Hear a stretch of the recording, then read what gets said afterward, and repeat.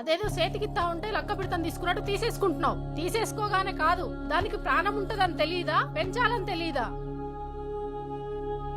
మా ముత్తమామ పేరు లక్ష్మీ తాయారు, దీని పేరు అదే తాయి. తాయి మెరుపును ముట్టుకోవడం ఎవరికన్నా కుదురుద్దేటే? నాకు కుదిరింది. ఉండాలారా